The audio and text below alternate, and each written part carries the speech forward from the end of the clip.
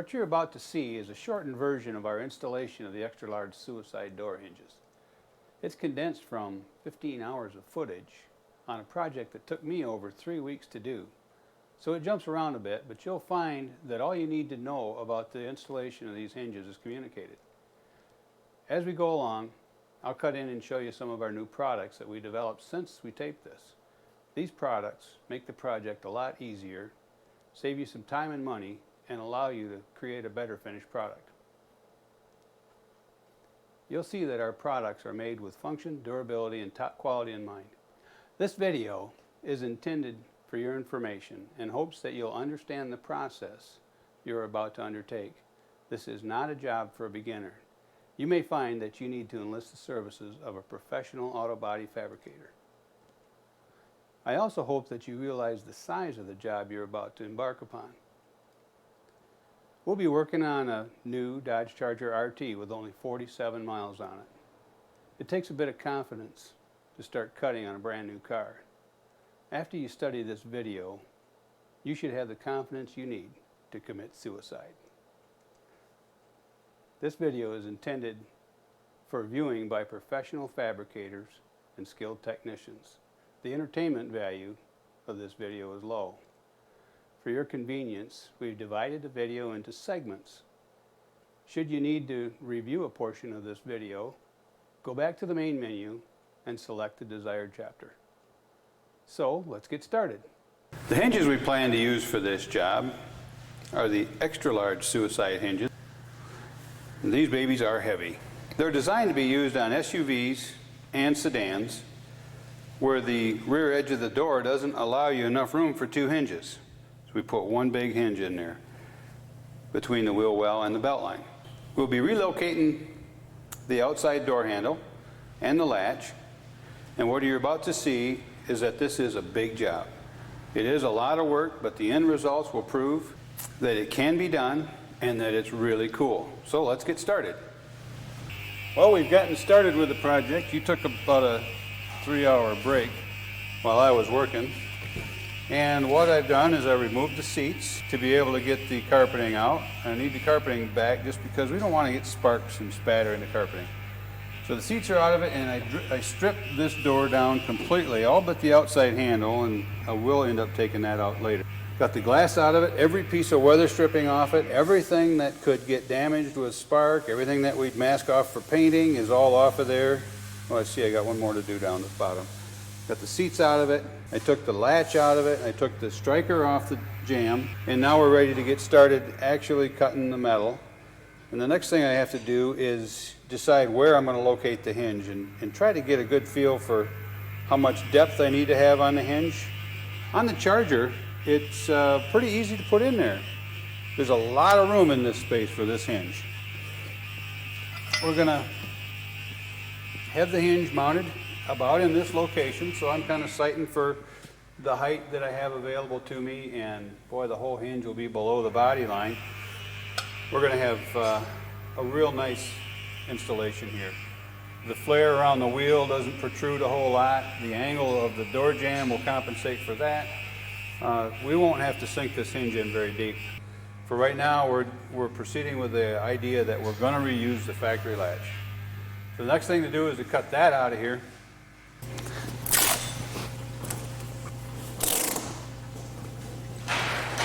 Try to make that work. Okay, I'm feeling for clearance inside there. We should be able to do this very nicely right there. I'm going to leave a little excess on here to fold back to make that flange out of, so I'll be cutting it in here a ways and try to shape some of that metal. Trying to leave enough material around the striker plate here so I can use the striker plate over. That's the main thing I'm cutting for here. Here I'm cutting that radius off because it's real hard to flatten that radius down afterwards. So I'm just cutting it out of there. We'll just start over. I see a reinforcement plate inside there, part of the striker plate going around the corner, and it's going to have to be cut off too. Cut the hole small to start with, and it's easy to cut more off later. I'm also very conscious of the direction the sparks are going when I'm cutting.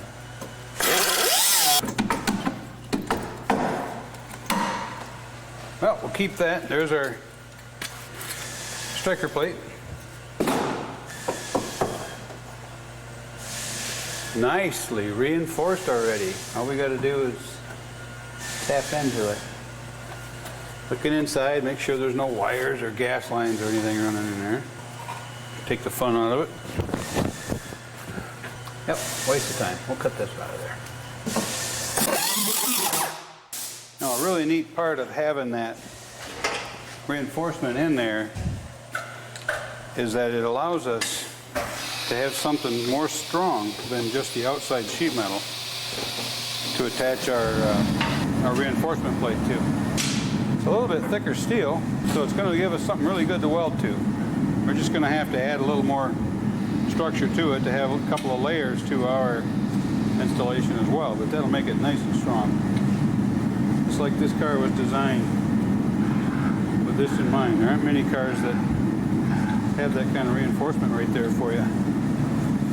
If you're just going to attach it to the sheet metal of the quarter panel and the interior panels, it just isn't strong enough, and you've got to really disperse your load.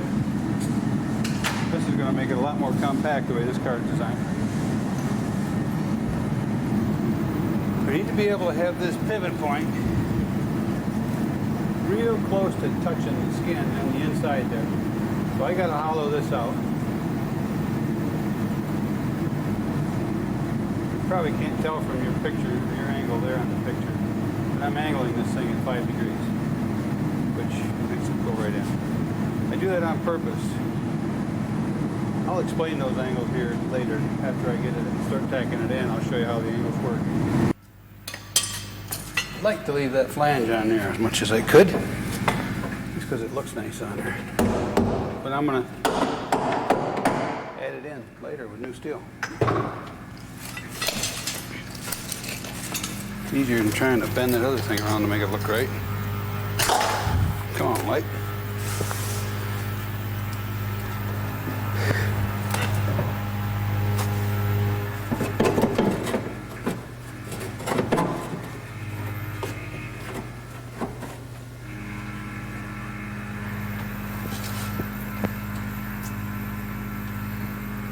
I could be a little lower on the door. That would suit me. I think I'm going to lower this a little.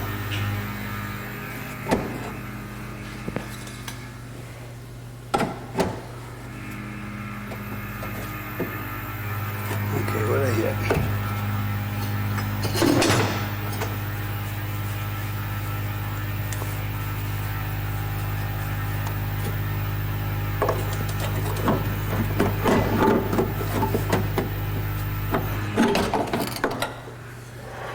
Oh, still got more reinforcement in a way. Also, the inner wheelhouse up here is, oh, it's kind of a rib that's on it, a backbone. It's raised up a little bit there. I'm going to tunk that down a little bit.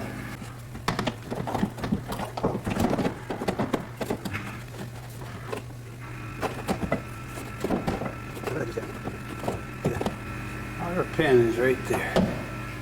So I gotta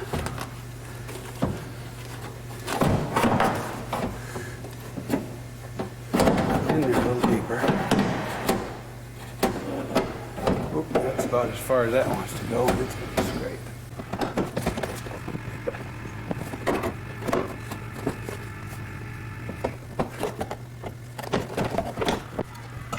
I'm gonna cut a bunch of that seatbelt bolt off. I'm going to lower that a little more too. Okay, we've got the mounting plate bolted to it. I center the mounting plate in the adjustments so we can get it so it's adjustable when we're done. And as you can see, it doesn't fit.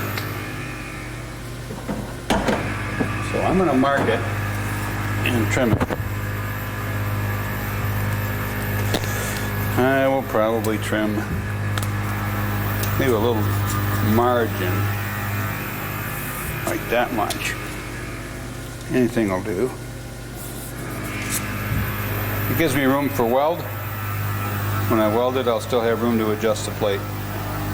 I'll probably do the same around this side, like that. That'll work nicely. Okay, I'll go cut that.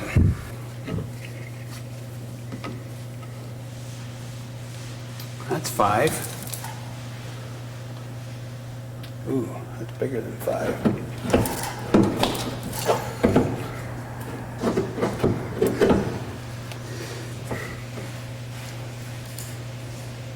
It's about 7. That's too much. Okay. It's got to be more upright than that. I gotta get rid of that bump a little bit more.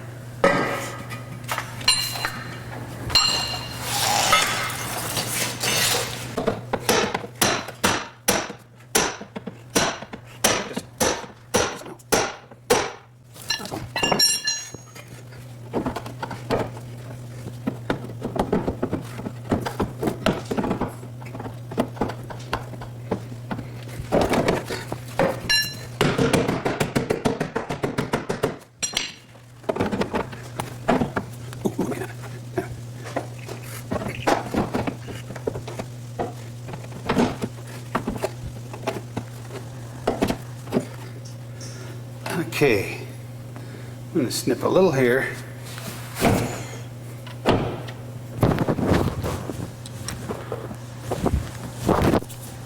And a little here.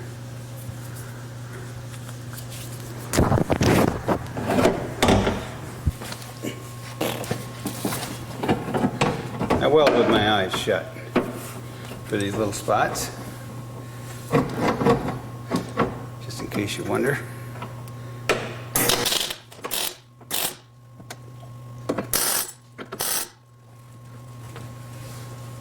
Oh, how you like that? It clears here quite nicely.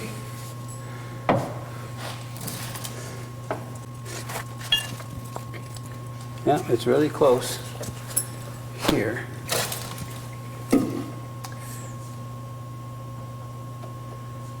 It's about 6 degrees.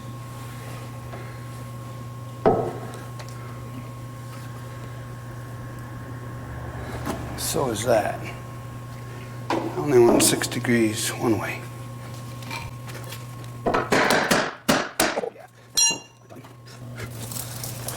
Let's talk about these angles. I mounted this hinge at a 5-degree angle that way. And it's about dead on 5 degrees, maybe 5.5. And then I go about, typically I like to go for about a 7-degree angle this way. Now this is really about dead on 5. The reason I like to have a little greater angle this way is because if you stand back and look at the car, the body lines on the car, from rear to front, it actually slopes down. All the body lines tend to make it look shallower in the front or lower in the front. Well, if you hinge this door from the back and swing it that way, those body lines are going to slope down again, and a door from the rear will just look like it's sagging. It's actually not going to be sagging. If you measure the rocker edge of it, you'd realize that that door is staying dead straight, but it looks like it from the rear. So I like to give it a little more angle this way than I do this way. But I put angle on it both ways. The reason I put angle on it at all is because I really don't want to put a door check or a detent on it. I'd like to have the door just operate naturally. So with a little bit of slope to the back on the hinge, when you open the door, it'll naturally stay open. And it's just annoying to have a door that always wants to swing shut on you. Well, if you put that same angle on it this way, it compensates for the door, so the door won't be tilted, it'll be flat. And also, by angling it that way, when it comes halfway, it'll tend to swing shut. So either way, it'll tend, once it's halfway, it'll tend to stay open, or when it's coming shut, once it comes halfway, it'll tend to swing shut. So function is the reason I do the 5 degrees. 2 degrees additional this way, I put on there just for looks. Just so the door looks better. And it won't look perfect yet because that angle here is going to be greater than 2 degrees on these body lines. But 2 degrees kind of helps, it compensates for it some. If you give it more than that, it starts looking funny. If you got it tilted significantly more, the door is going to have a funny angle to it. It's going to lean back a little, and it's going to have the top of it's going to be in too much. The bottom will be crooked, noticeably crooked. 5 degrees you can get away with, and to me it's the ideal angle. Now would be a good time to tell you about the door check system that we've developed for this project. This portion of it right here above the hinge is the door check system, and as you can tell, it is going to require a little more space to be made available for it. It takes up a little more room inside the quarter panel. What it does is it provides a little bit of drag like you have on a factory door. When you open the door, it doesn't just drift open, it has a little drag on it. But as you open it, it has a couple of checkpoints that hold it at those points, and this is the very system that does that. It's a really professional upgrade, and it's well worth the extra money. So I have the hinge centered on the plate. The plate's tacked in there with 3 welds. I can inspect it. I have just about a 3/16 of an inch space between the top arm here and the outer skin, just as close as you can get it. If I would move that adjustment out all the way, I'm afraid it'd come real close to touching. Now the next thing I'm going to do is, well, I think I better take that hinge out of there because I want to make sure that this angle is still correct, that all this work that I've done here hasn't distorted the shape of that quarter panel. When it's all done, that door and the quarter panel have to line up perfectly.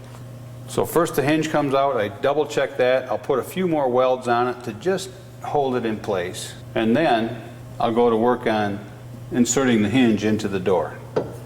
And then once I know that the door is going to swing correctly and we're going to have clearance here, it's not going to bind, it'll swing smoothly. Once I'm sure that all of that is set, then I take it all apart and do all the finish welding. But up until then, it's just tacked in place. I don't want to do any finish welding until I know that it's going to work. So the next thing I'm going to do is take the hinge off. Okay, that's out, right there.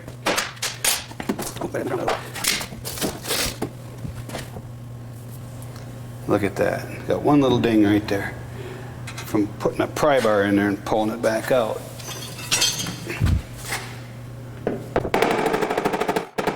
Better now than later to fix it.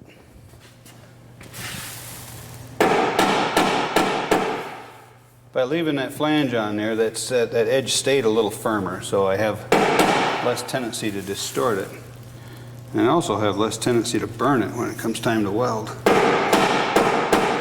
ahead, put a nice little pucker in it though. There. Okay, it looks like it looks great. Here's a quick look at the panel, tack welded in place, give you a rough idea how it's positioned in there. Okay, we're going to start marking the end of the door to indicate where the latch, or the hinge I should say, will go into the door. So we leave the door on its original hinges. We know it lines up at that point. We take the hinge around to the end of the door.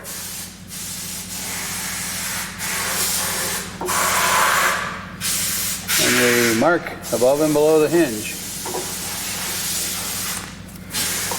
Now let's swing that hinge in about to where it's going to be positioned. And I measure. Inside surface of the hinge is about 2 1/8 inches. I can bring it as much as like 2 1/4. So I measured that on the end of the door, 2 1/4 on the top, and the bottom will end up at about 3, maybe 3 1/8. 3. It's like line straight up here, 3 1/8. That's too far down. 3 1/8. 3 1/8 is right about there. So that edge of that hinge will be right about there. We may have to change that a little bit because the window track might interfere with that. Another thing is I'm going to cut this section away, and I want to save all of this. I want to use it to mount the latch on the other side. So right now it's time to remove this section. I think I'll also remove the outside door handle at this point. I don't need it on there anymore. If we reuse this latch, the child protection lock is another item that we can keep in there and still have it available if we need it. Sometimes it's smart to not have somebody opening that door from the inside. Okay, we'll have to save that and we'll install this later on the other door. I also have to go get that window channel, so I'm gonna get that while I put this handle away. Okay, I got the window channel in and the handle off the outside. I can sight inside of here and I can see about where the window channel is. If this is the inside, this is the outside edge of the hinge, so the inside of it's going to be about here. And it looks to me like even at that position, it's going to clear. It's got a little bit of room to the side impact beam. So what I'm going to do is I'm going to allow myself a little extra room by swinging the hinge part way out. That'll move that reinforcement plate closer to the side impact beam, and the plate that we're welding in there then will be part way into this area, which is great. We have all kinds of room for it now. The way we've notched that jam away, we have a lot of room. So that'll work great.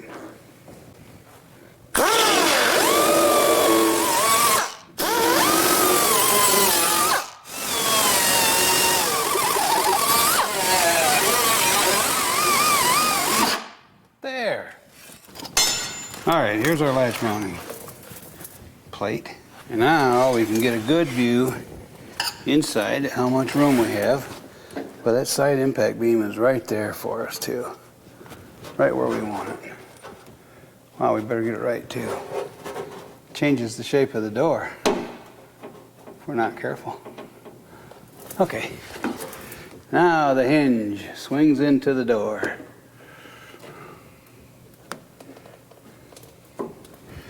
Fits. What am I hitting? Something ain't right. It's hitting right there. It's hitting the hinge bolt.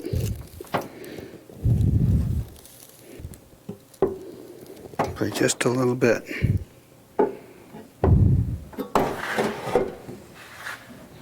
How would we like to deal with that?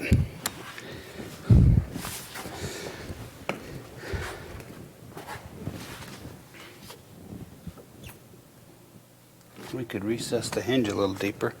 That would be easy. We have got a 1/4 inch more available to us.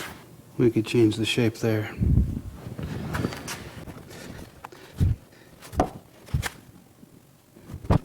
I think I like setting the hinge in a little deeper. I think it would look nicer. Reposition.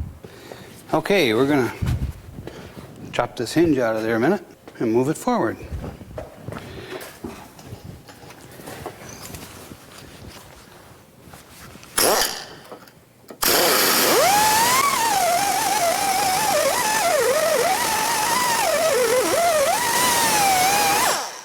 I mean, move it back. Okay, I gotta get the hinge out.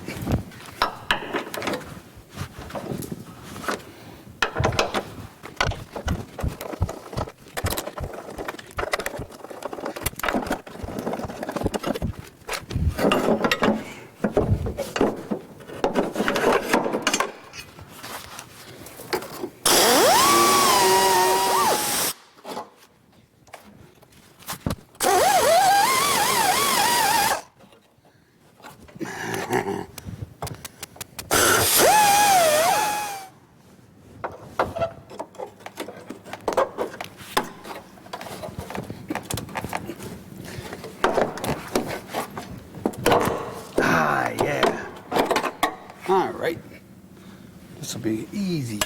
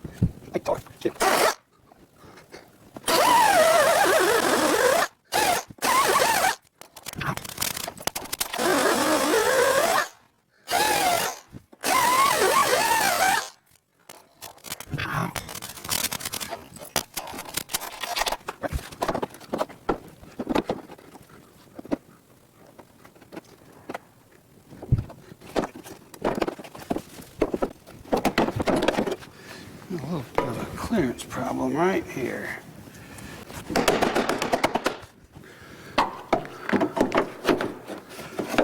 There we go.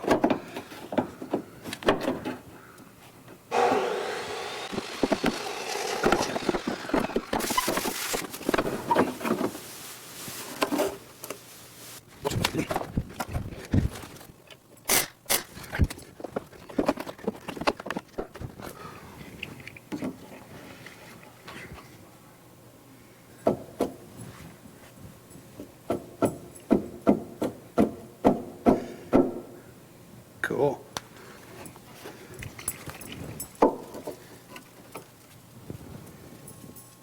Oh, 4 right there.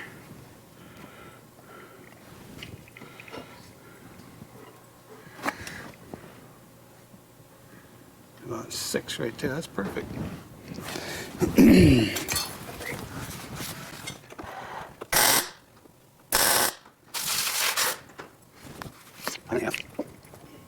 4.5. That's great.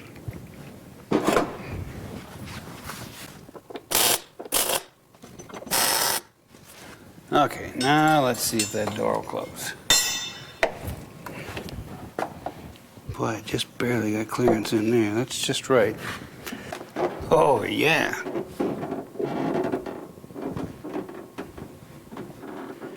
Looks like about an 1/8 inch to spare. That's great. I'll put a few more tacks on that so it's a little more stable.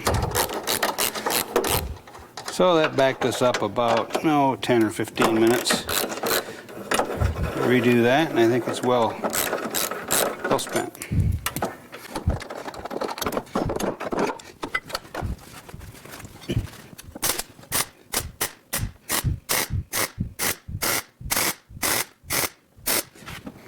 Boy, that's nice.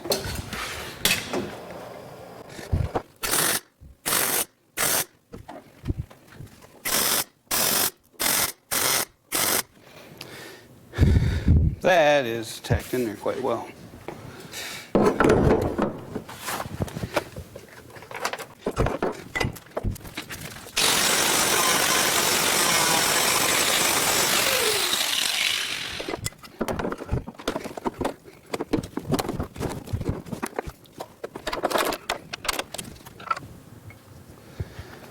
Okay, there's something I did on this backing plate. I noticed that when the backing plate's in there, I'm just not going to have room to get behind it and put nuts on it. So I welded the nuts right to the plate. So if you put the bolts in from the other side, you won't have to get your hand in behind it to weld nuts on it. Now I got to make sure I've got a slot in the end of the door that'll accept this plate. I got to get this ground out of the way.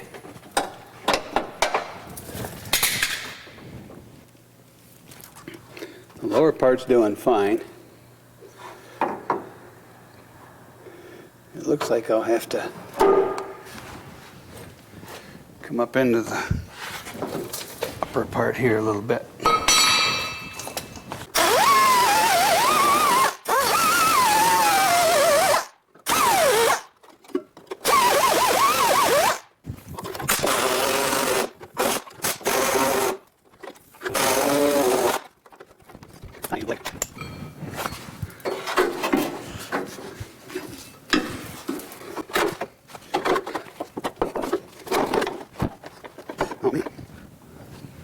I've got to go up at least a half inch more.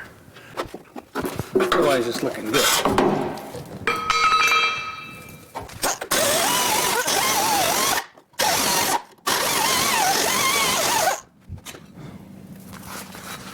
Okay. Another issue we have here is that lower corner.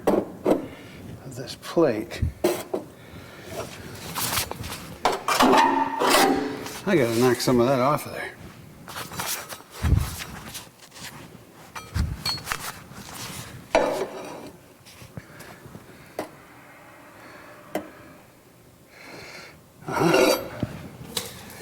Gotta knock a bunch of it off. See that hole in the end of the hinge? That's a passage for wires, built right into the hinge. When we get to running the wiring back into the door, we'll just have to make an access to that and suspend the wire in there a little ways and run it into the hinge. It'll be ready. Okay.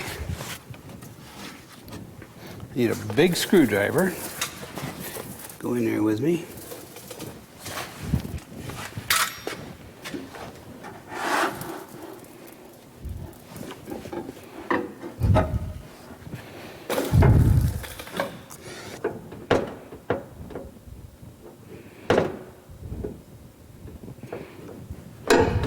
The hinge is hitting something. I'm gonna have to, well, I might have to make clearance for it.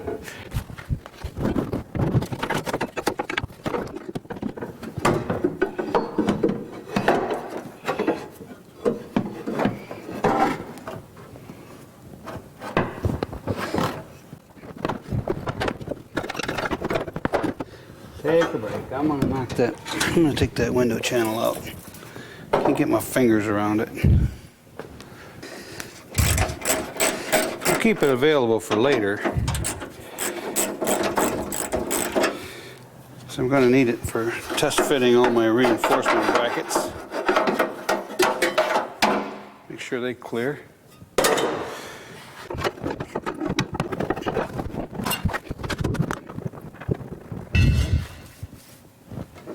Hey, I sprung a leak.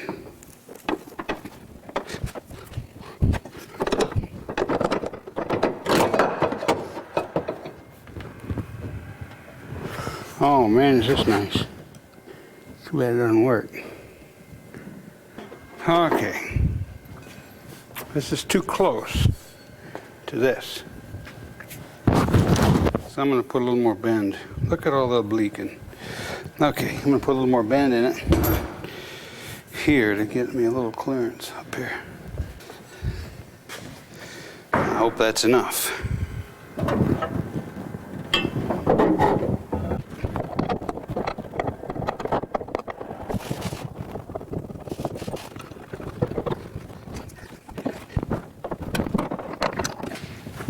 One more.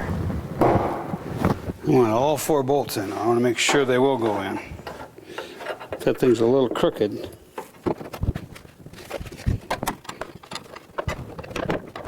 What's that hitting on? Before we go any further, I'd like to do a little review and then explain a few things. Right now I've got the backing plate bolted to the hinge in here, and the side impact beam is kind of floating loose. We're going to have to weld all that together, but it's in there, and I had to cut some more clearance inside the door here to get the backing plate to fit. It's essential that the backing plate has clearance enough for the door to be able to fit exactly where it's going to be when it's done. So that part's ready, almost ready for welding. One thing I want to do before I do any welding is I want some more room to work in there, for one thing. Some of the welding can be done from inside, but I'm going to cut around here. Remove this pocket for the door handle right now. That'll be one of the next things to do, and that will be saved and used on the other door when we relocate the handle. So I guess we're about ready to start cutting that out and removing that. So the first thing I'm going to do is probably make some room for that.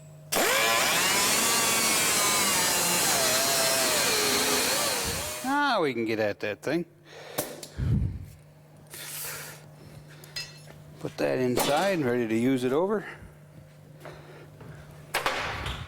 Okay, next thing I want to do is block that door so it's exactly where it needs to be after I raise the door. I'm going to loosen these hinges and raise that door up as high as it'll go. That's as high as that door will go right now. Snug the bolts down again. The reason I do that is when the weight of the door starts going onto that hinge, the hinge is going to relax a little bit. It's actually going to go under a little bit of tension, and the door will settle a little bit, and we want to give it a little bit of room to do that. Another thing I do is I preload that hinge with a little bit of tension. I just take a narrow screwdriver, a long screwdriver, and put it right on the top of the hinge, on the J-strap, right into the mounting flange. And I'll shove it right in there tight. I'll even hammer it in a little ways.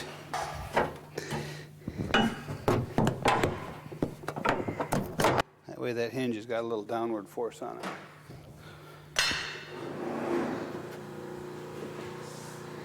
Oh boy. Okay, now lock that door. I'm going to block it into a position where it's going to stay put. Okay, I clamp a piece of wood over the door. That holds the door right where it needs to be. Yeah, that's good. Now I'll get a little scrap of steel. Probably about a... Boy, that is a nice location for that. I can bridge right to there.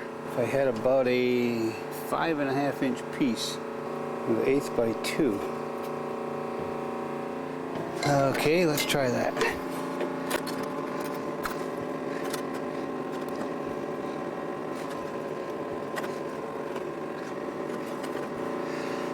I want to put a little bend on that.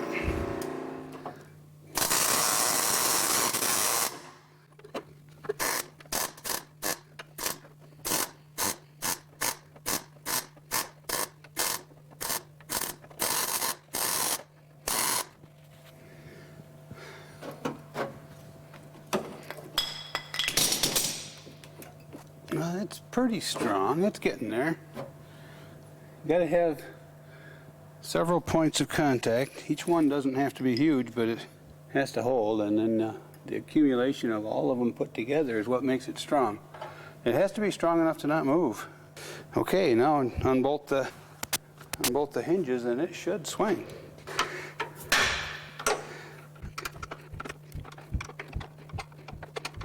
Okay, it drooped a little bit doing that, which is what I expected, but there's adjustability built into the system to be able to take care of that.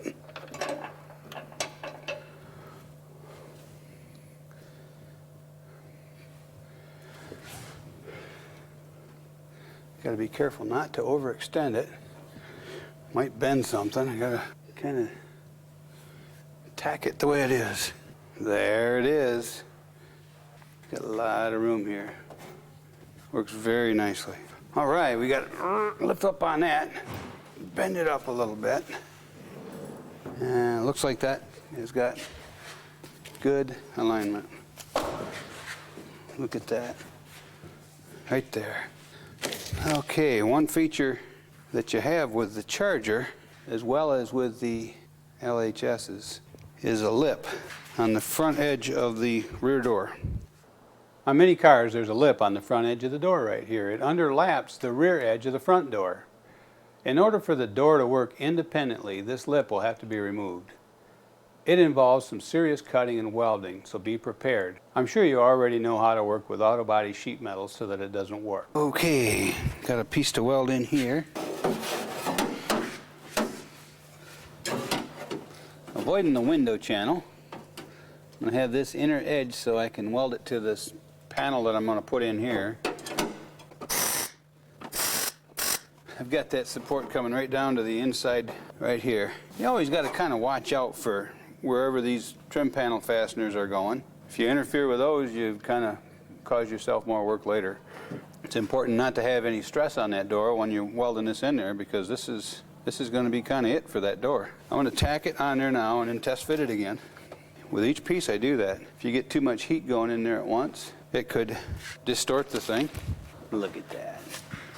Lines right up. With each piece you put in there, you notice it gets stiffer. Right now it's still a bit jiggly, but it'll get stiffer. Got to make sure that thing doesn't interfere with the window. Good way to do that is to put the window channel in. Double check it. Okay, it hits. Doggone it. Have to bend that panel in just a little bit.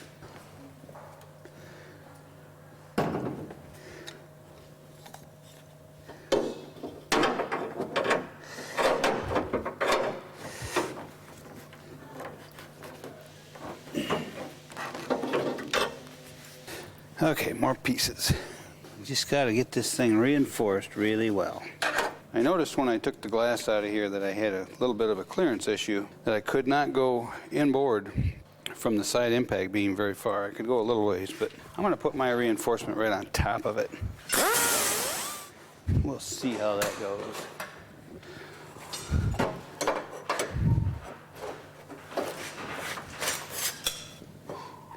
That should add some stiffness. I have room for an additional beam on there if I need it. I can't imagine needing it though. The thing doesn't move really. Okay, we got the door off and I'm going to weld in some plates here to reinforce the hinge. I want that hinge to be exactly where it's going to be and reinforced really well, and I want to get the reinforcement done on the door also before I start working on the latch. Basically the reason for that is because I have to take these hinges off to do the latch, and I want the hinge, this hinge, done before I take those hinges off the door. So that's pretty much where we're at with it right now.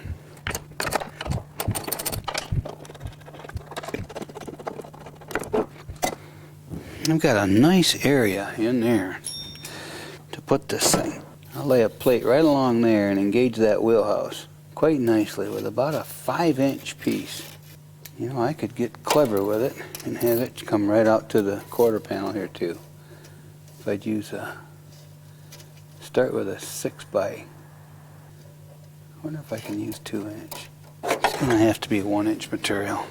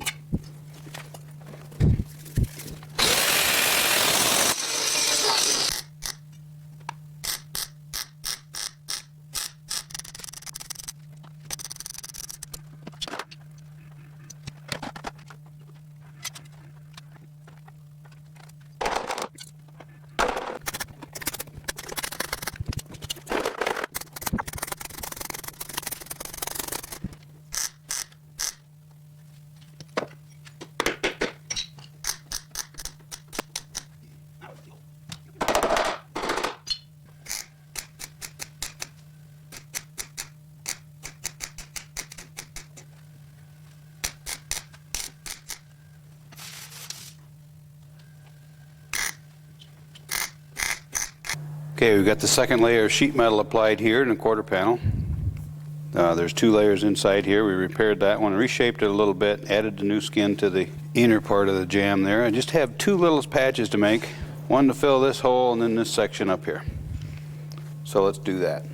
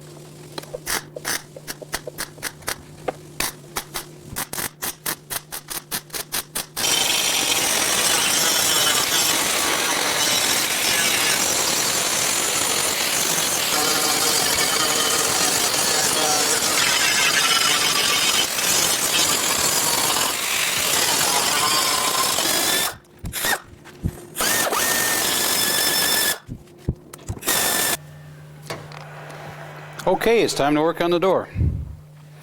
I got a little bit of excess material here I have to cut off, and then I'll probably grind this a little bit flat, and I can increase some welding here and then do some welding inside here.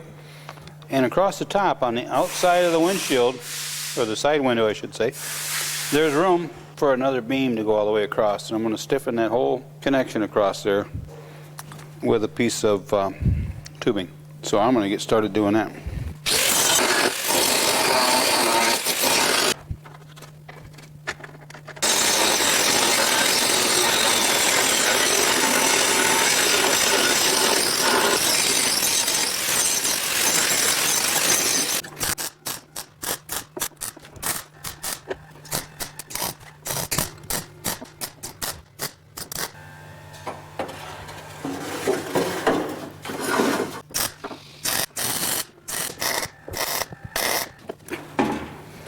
I'm going to do a test fit just to find out what's in the way and what's not. If there is anything in the way. The front door is in the way.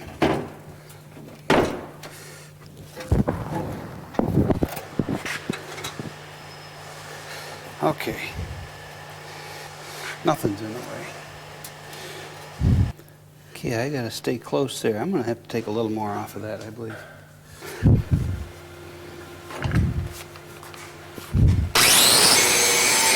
Okay, now I gotta make a panel to fill in the end here.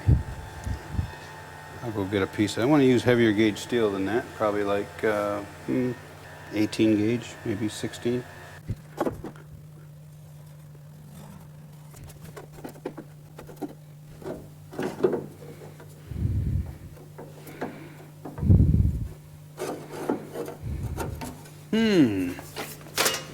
I'll fix it.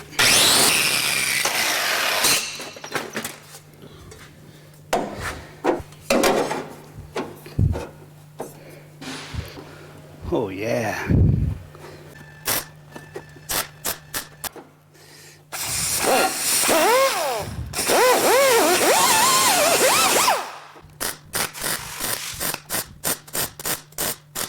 Okay, if there's one thing that bugs me, it's putting a lot of work into something just to find out it doesn't work. So I'm going to stop at this point and I'm going to do another test fit. Oh yeah. No problem. Cool.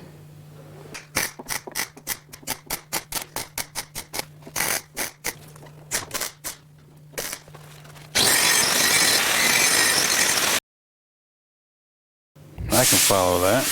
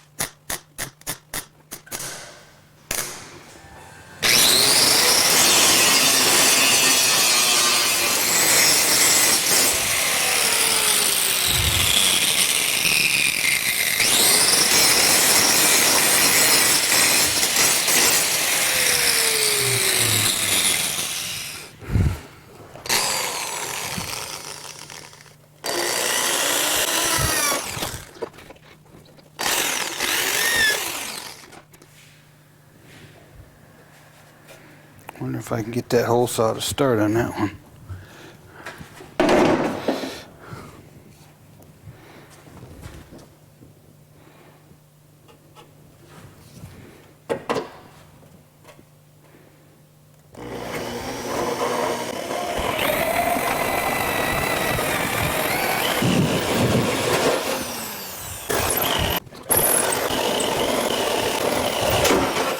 Whoa! I wish the step drill would go out to 1 inch.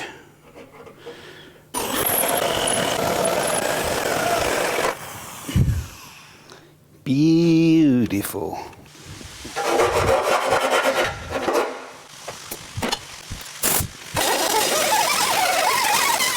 Okay, that end is done.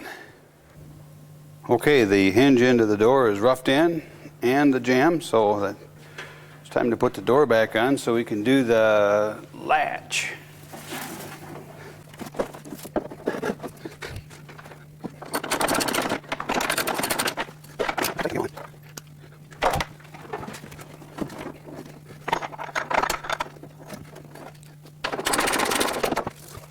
Okay, now I gotta open the front door, or this edge will hit.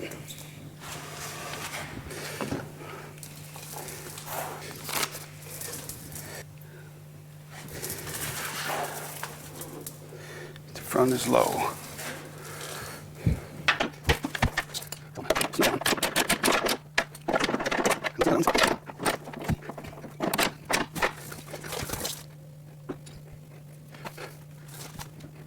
Okay, now the front's high. I think I gotta go forward a little bit. I see the bottom's gotta go out.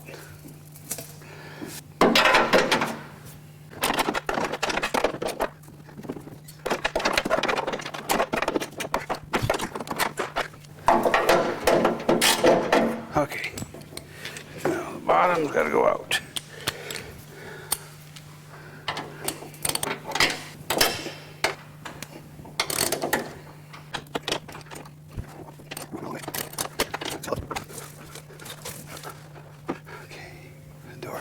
Down.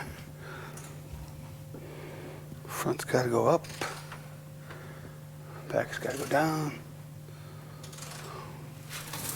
What are we doing here?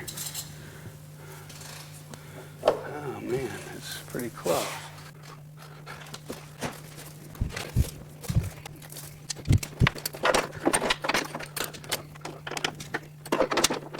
Now with the door fitted correctly and lined up good, it's time to get the door handle fitted. I already cut this from the other side. It's ready to go on here. Now I got to find the position that I want it to be at and make it fit. It's about 2 inches from the edge. So I'll mark that. And of course I can't see my marks.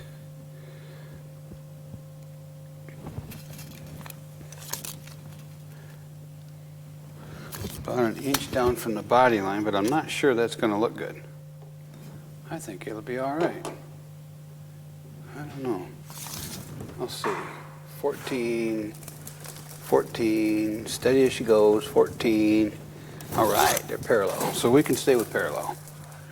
All right, to start with, I got to get room for these guys. I got to make it so that thing will go in there. Boy, I can't see that line very good.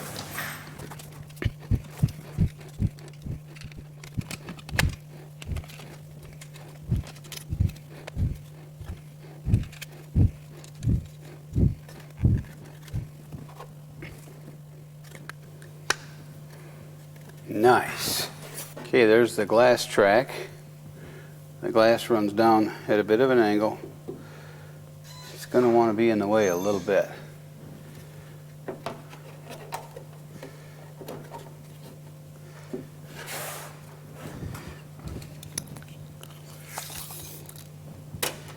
We're at 11.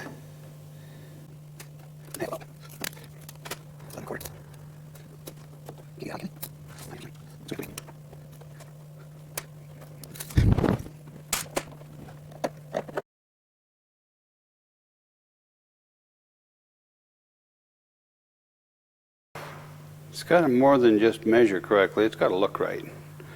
This curve affects the appearance of the symmetry of it.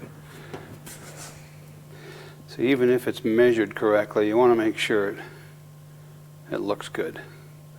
And I think that's going to look fine at that distance. That's about the correct forward and back on it. By measuring, it should go back a little further. That looks good too.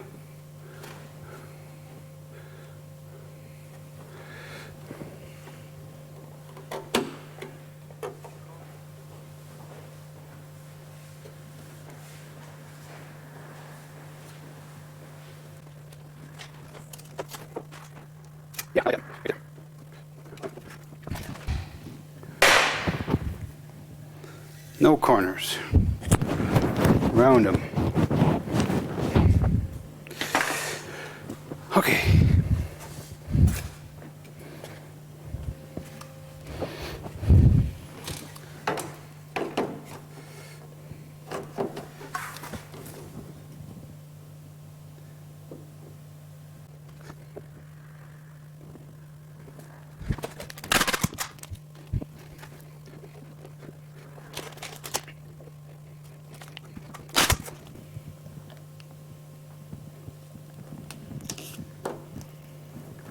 I want to make sure it looks right.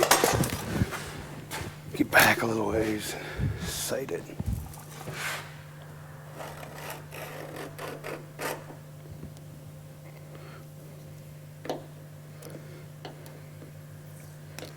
Oh man.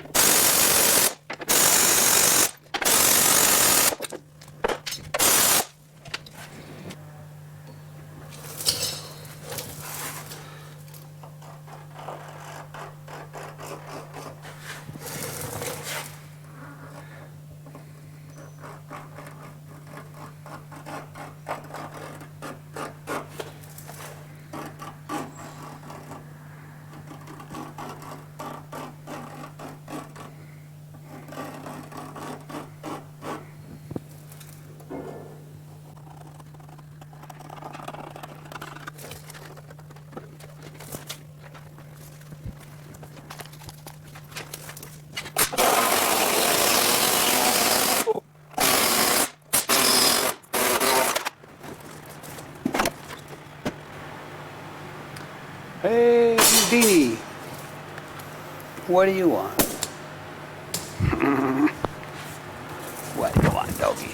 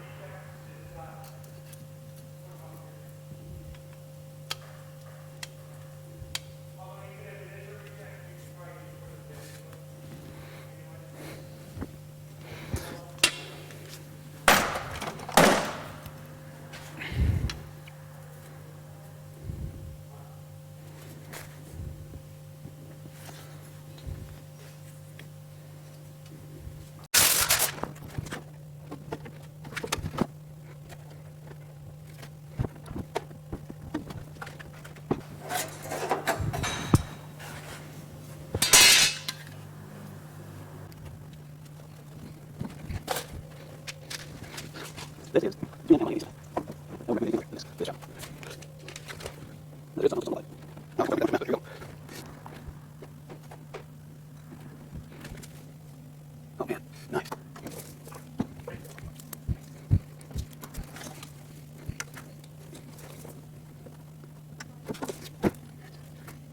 That good.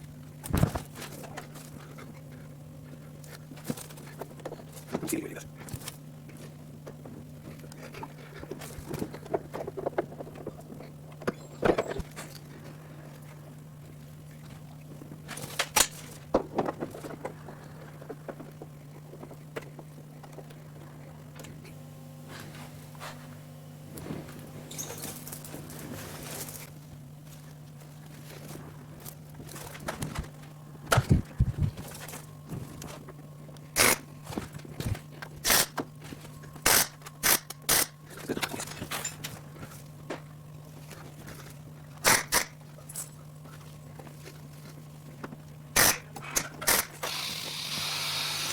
Ouch, that's hot.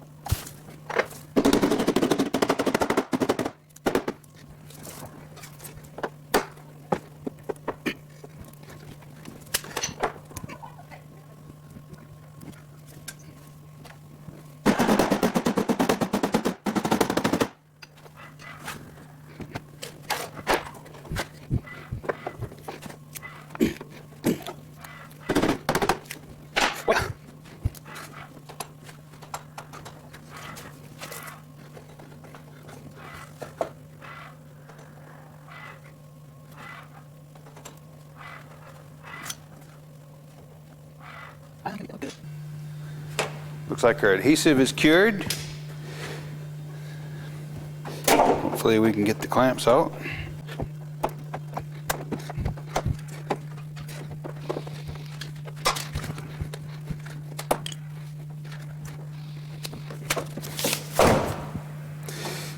Okay, when grinding that, we got to make certain not to get it hot.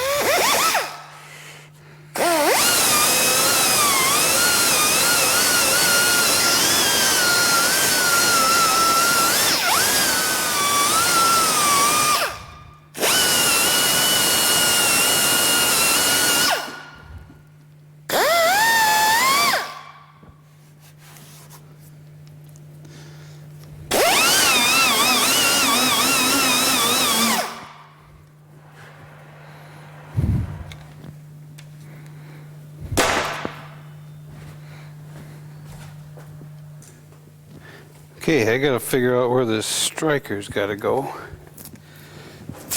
I'm gonna go at about that same height. Right there.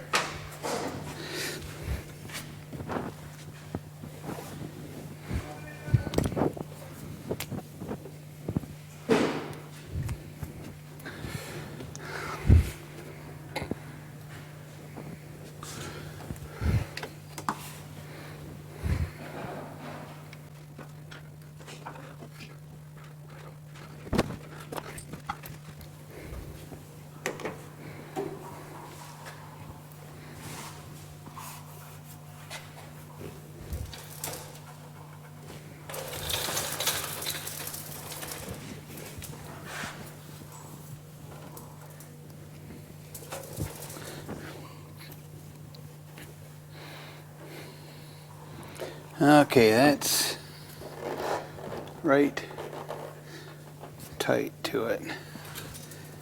I can get the thickness of my fingers in there.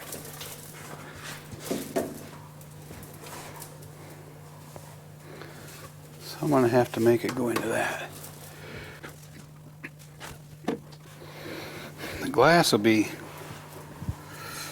in this area. So I've got room here.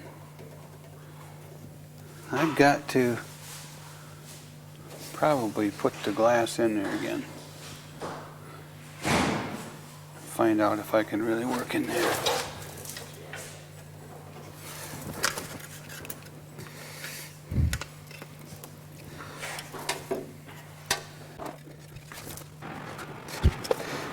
If I could make the glass run right through here, that'd be great. So I got to establish the path of that glass and line this thing up with it. I believe I'm going to be moving this corner out here. If possible, I like to not disturb that corner, because that corner engages a weather strip. So if I can avoid touching that corner at all, that's cool. If I move this thing inboard a ways, I hate to just put it together and guess at it and hope it works, but if I move it, or I should say outboard a little bit, put a step in it to accommodate that, so this linkage goes on the outside of the glass, works the outside handle, that would be the way I'd want to see that. I think something like that is about where it's going to be. I'll have to cut a hole in here to accommodate all the linkage mechanisms. Probably end up recessing most of it. At least a little ways.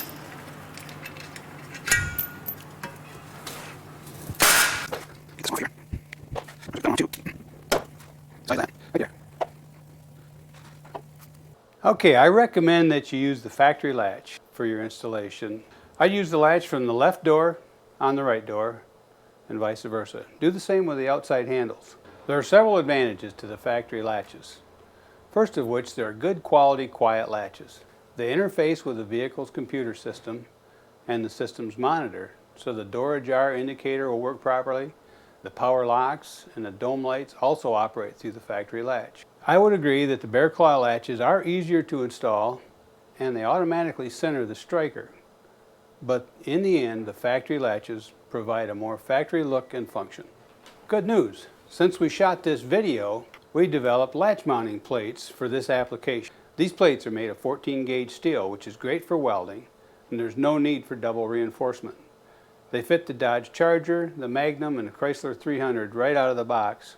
Slight modifications allow this product to fit many other vehicles, not just Chrysler cars. Also, continue to watch our website as we'll be adding new products as we develop them. The further out I can put it, the better it would look. But this has to clear the window. The window's going to come down. Dog, get out of here. Window's going to come down somewhere in here. I got to find out if that for sure.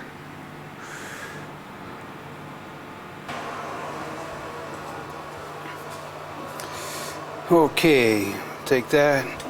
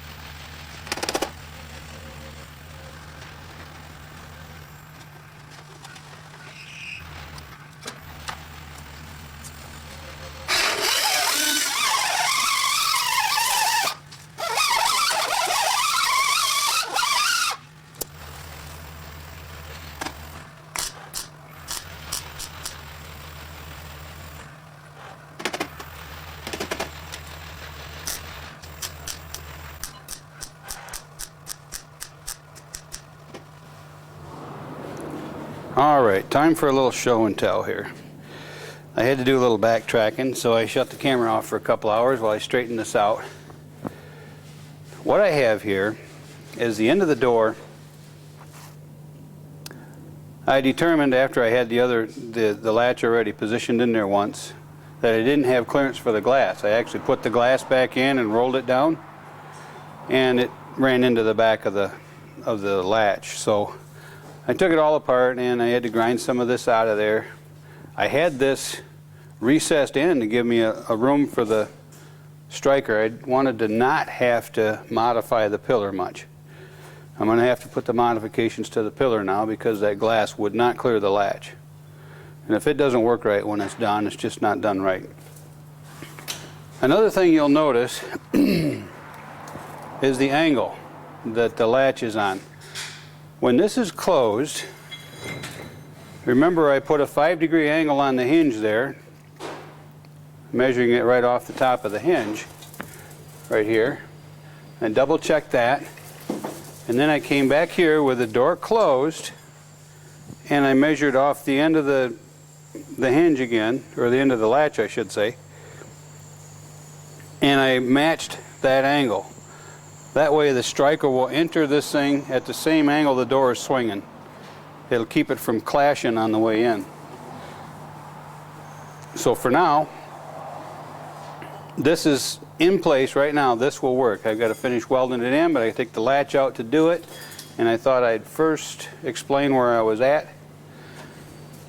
I've also been welding on that opening. I did not use panel bond on that one. I did use panel bond here. That was messy trying to weld through that. So I thought I'd just weld it on there solid. I weld it in solid all the way around. I don't just tack weld it unless I use panel bond. So for now, that's where we stand with our assembly of the latch and the window clearance and such. The outside handle will operate with this latch. This is the same latch that I worked with before. The distance is going to be a little different. The striker is going to be at the same height, or real close to the same height as this one. So it should look pretty nice. I'll have to fill that gap back in that I made while putting that recess in there. You will be able to still get to the child protection system here, but you just won't be able to use your car key. It's going to be just a little too close. You have to use something more pointed, like a nail or something. But it will still work. I may end up bumping that in just a little bit more to give it some more clearance before I weld it too. Otherwise, that's where it stands. And now I just have more welding to do, and then I'll have to build this piece back in with some new steel, and then this will be all done.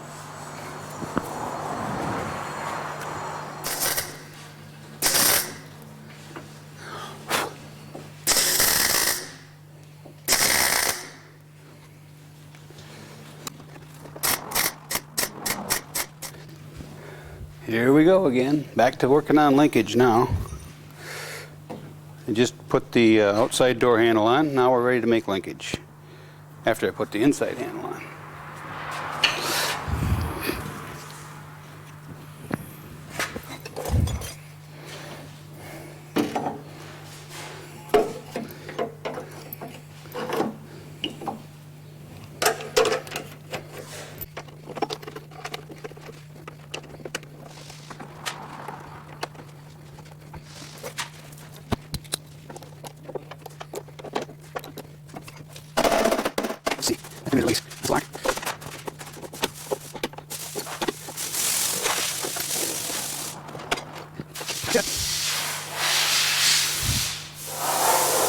Okay,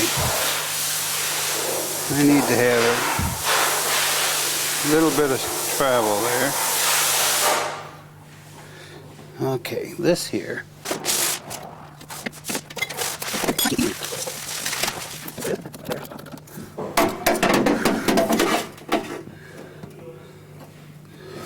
It's about a 12.5 inch. And it's going to be a straight shot almost. I think I'll leave it right there. 12.5 inch. Better start with about a 14.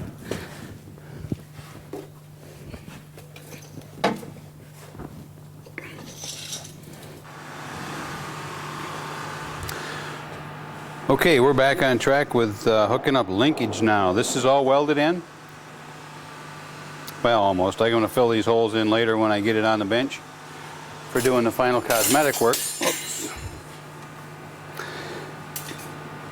This is just heavy-duty steel wire. It's really hard wire, and it's got to be pretty hard for handling the linkage. Now I'm going to make the linkage for the outside door handle. I thought I better do that next because part of the process for assembling the latch and the striker into the jamb is to put it right in there. I'll assemble it all together, slam the door there, make sure it's lined up where I want it, and then tack weld it. And I want to be able to open the door again after I tack weld that in there, so I want the outside linkage to work first. The inside linkage, I've kind of done a little design work on that too, and we'll be making an inside linkage kit available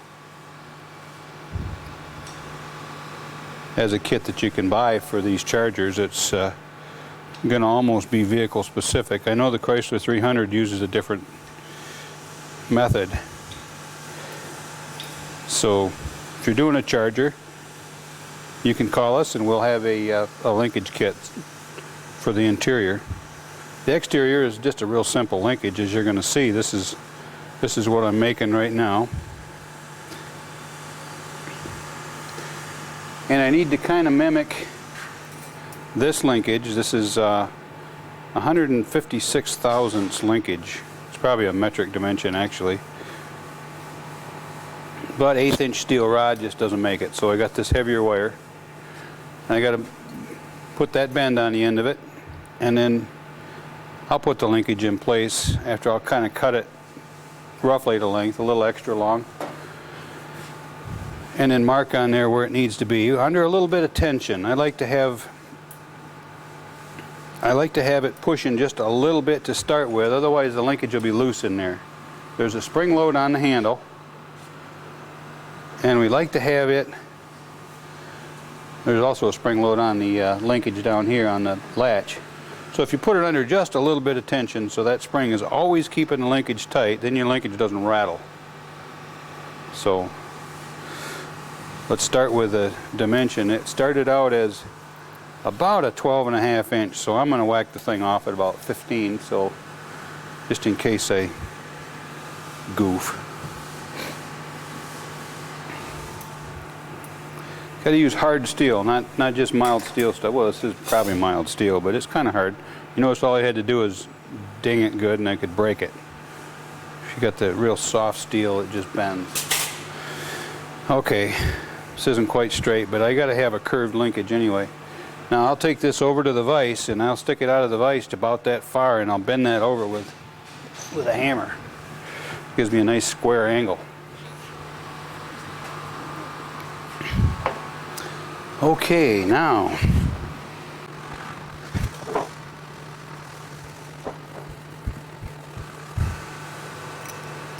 straighter that linkage is, the stiffer it'll be.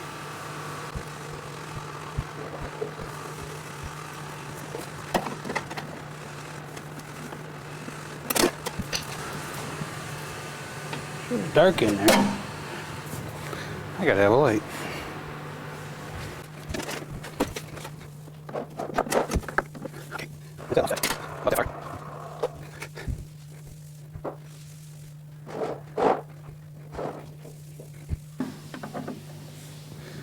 Okay, what's going on here? Got a little interference. All right, this thing has got to angle that way a little.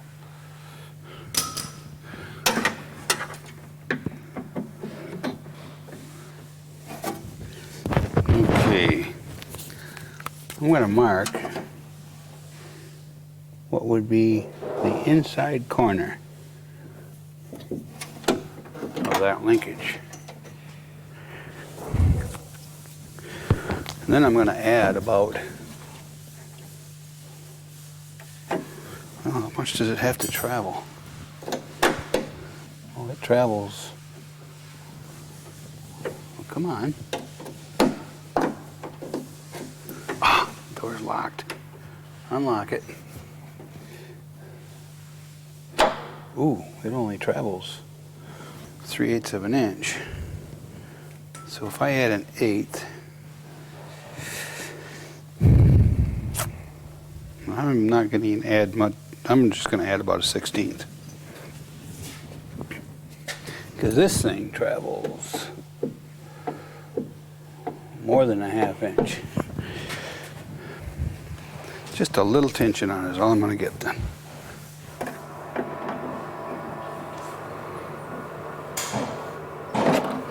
Oh yeah, I'm going to hook him in. We have a kit for the interior linkage. This is specific to the Chrysler, but we also have a universal kit. These pieces here are little plates that help you install the linkage cables to the interior trim panel. And here are the cables, and they're made specifically for latch release, and there's a straight end on here for the door lock knob. This will help you really speed up your installation of your interior linkage, and it works really smooth.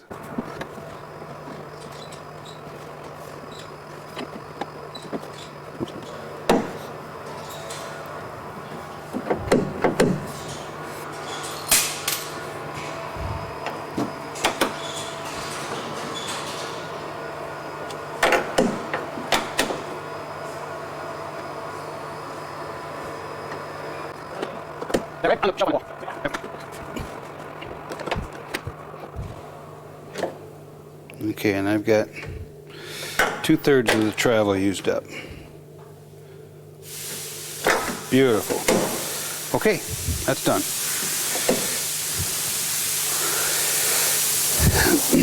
Now,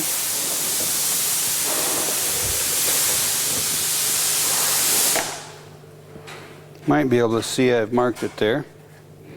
2 thicknesses.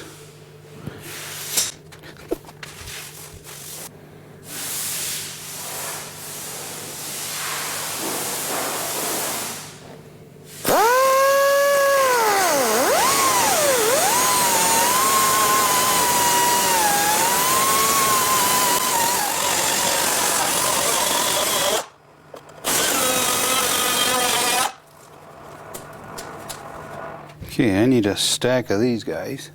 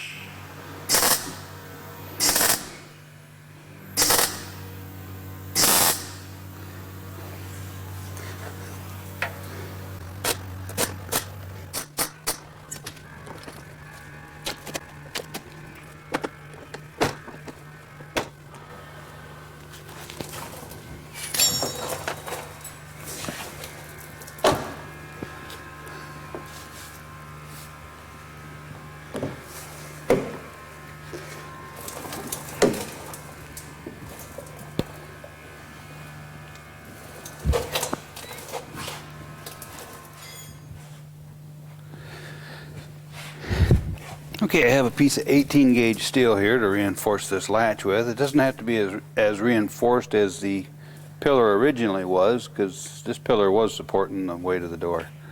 It's very reinforced. I got 3 thicknesses, looks like a 20, a 16, and maybe a 14 gauge in there. Plus the plate. Oh, that is the plate that mounts the hinge. So I got an 18 gauge here, and I'm cutting it to fit this inside corner. It's important to make sure that there's clearance on this inside corner for the door. That door runs into this thing. That's, for one thing, it makes bad noise, and it doesn't look good. And that's the way that's going to fit. I still have some more cutting and fitting to do on it. Then I'll weld that in. I'm going to engage the reinforcements with the weld. Still cutting it to fit.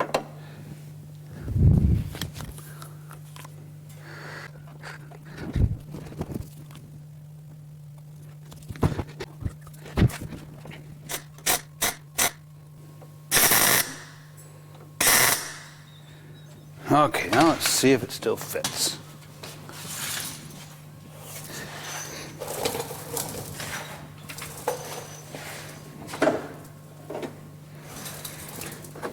Not with that in there, right?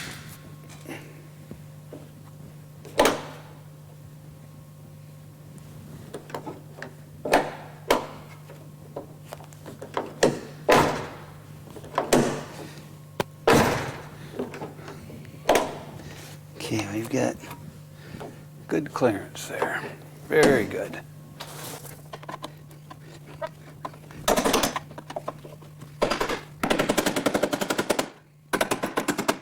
Oh yeah. Okay, be sure and ground your welder through the body panel that you're actually welding on. Don't ground to the door when you're going to weld on the post. That means your ground has to transfer through the bushings and through the pin. And if that arcs at all, it'll wear those bushings out. So right now it's ready to weld. I've got a new piece cut in there that's going to be the main structure of that latch support, and it's tacked in place, and we're going to weld it in now.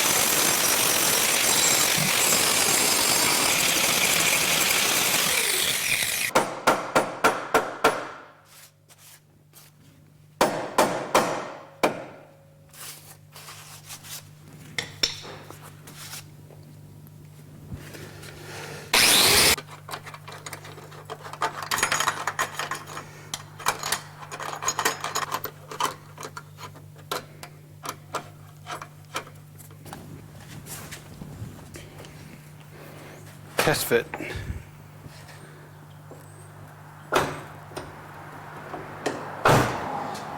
Woohoo.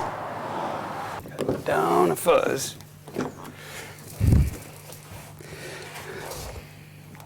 And out a fuzz.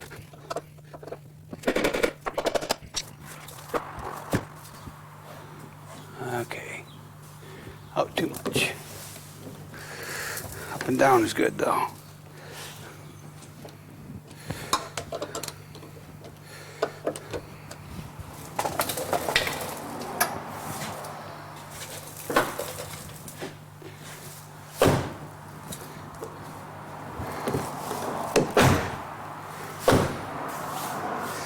Oh man, that's nice. To go along with our latch mounting plates, we offer a striker mounting plate.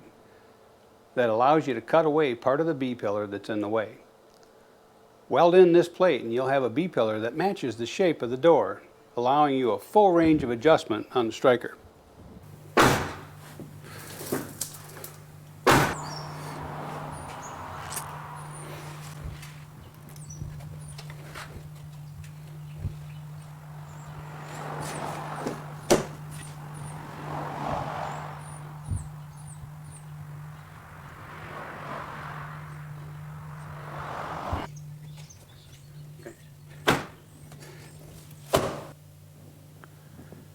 We're just at about the last phase of hooking up this suicide door hinge kit. The last thing we have to do is hook up the interior latch and the controls for that.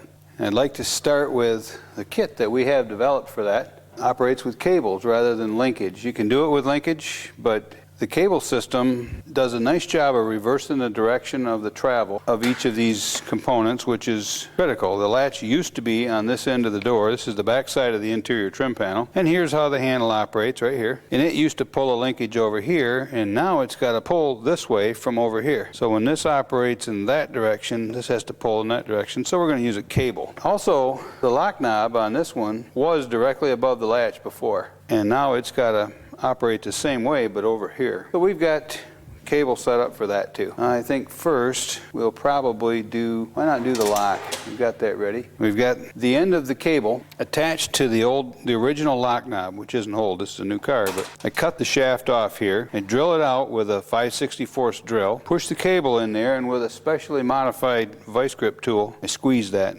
Pinch it real tight. That holds on there real well. That cable is going to operate just like that. We have a bracket that installs here. I put this clip here and drill a hole in it for a screw, and that's one of the things that's going to hold this cable in place. There's another screw here. Okay, first thing that has to happen is the cable has to thread through here, and then it has to thread through the housing.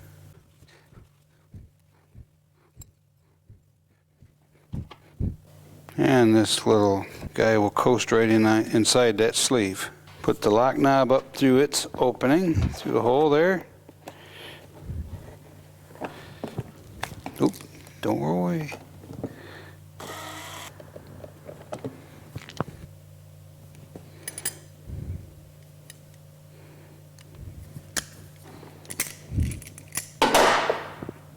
Okay, that's that. This has to be crimped on here tightly so the cable won't slide. Okay.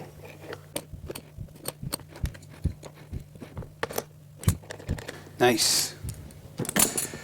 Now this is ready to hook into the lock on the door panel. Let's do the other one now. All right, the latch works pretty much on the same principle. We're using a bracket to support the cable, and we're going to have a cable on here that goes around and operates the latch. Notice this is downward. It needs to be for clearance. That snaps on there. Now it's time to hook it to the door. I still have this hole in here that's left over from when I installed the latch, and I'm going to fill that hole in, but it works good to be able to see what I have to do for right now. I'll fill it in later after I get this working. This one has to go right about to there, so that will hook in right there. Plenty of extra cable here.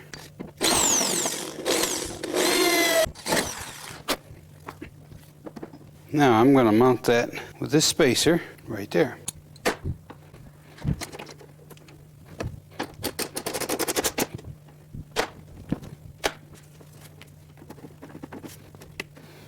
Bugger was locked.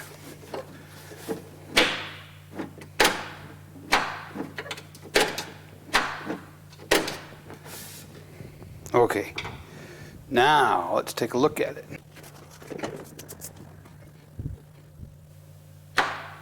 Beautiful.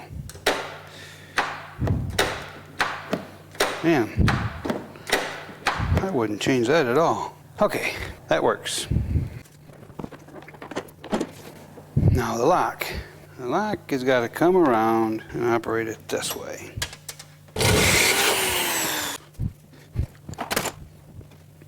This one takes a longer spacer because that arm is lower. Start with, I hook the linkage.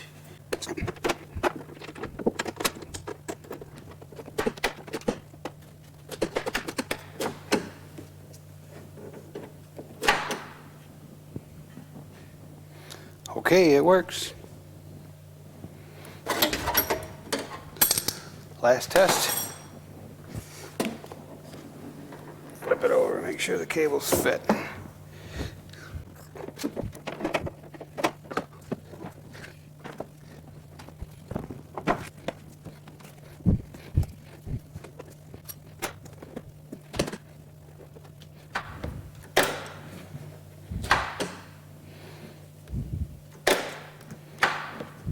Beautiful. Okay, so there you have it. Fully functional latches inside and out. The trim panel is ready to be installed, and now we're ready to finish the cosmetic work on the sheet metal. Welcome back. You've been on a little bit of a break. As you can see, we've got a lot more done. Now we're working on the wiring. Actually, I've got the wiring done, and I thought I'd explain what we did here. I drilled a hole, 1.5 inch hole up here. This wire is the wire that goes out and feeds the door. I have another hole down lower. As you can see, the hinge is at this level. Take the seatbelt retractor off, and I can work through another hole that I drilled to feed the wire into the door. Basically, there's 7 wires on this vehicle for the power locks, the power window, and the dome light switch is all built right into the latch. So these 7 wires is pretty simple. They're color coded. You match up the colors and extend the wires, insert it through the door. The wires used to plug in inside the B-pillar here where the wires connected. I used that same plug over again, but I put that plug... Hold it, change of plans. We don't want to do it that way. I got a better way. Let's take that plug and mount it in by the C-pillar. You use the same factory plug over, but you run the wiring through the hinge and have it connect inside the C-pillar. So then when you go to unhook the door, you can unplug the connections inside the door to get the door off. And then to remove the hinge, you disconnect the plug and you pull the wiring with the hinge. Make sure you leave an extra loop on that wiring too to allow for flexing of the wire. Inside the door. And that plug can be unplugged then in order to remove the door. You take these bolts out, unplug that wire right here inside the door. The whole harness that was inside the door is still inside the door. It's all right here, only it's coming in from the other direction and routed differently. All the wires are right here. This is the plug for the power window. So that can be just plugged into the switch here as soon as you put the panel back in place. Other than that, the wiring is fairly simple. It's kind of a bit of work. It's important that you use the right size wire. If you get too big a wire, you'll have a hard time getting it through there. One thing to always remember is the point that this wire is attached up here has to be a pretty good distance away from the end of the hinge. Inside the panel there, I have a pretty good sized loop of wire. So that hinge can swing back and forth without producing any one particular flex point. The whole thing can just kind of swing. That's one thing that's really important to get longevity. You got to also make sure you don't have any tabs of metal that could tend to put the wire at risk. Other than that, wiring is pretty well done on this. Power windows work, the power locks work, and so that part's ready to go. Now your hinge is installed and it's time for the cosmetic work. I want to remind you to test fit. Make sure your bodywork still fits and doesn't interfere. Allow yourself adequate margins around the door so slamming the door doesn't cause your bodywork to clash. If you have any further questions, please don't hesitate to call. Now take a look at some of these success stories. Some were done here at Street Dreams and others were done by our customers. We'd love to see your success stories. So send pictures and good luck from Street Dreams.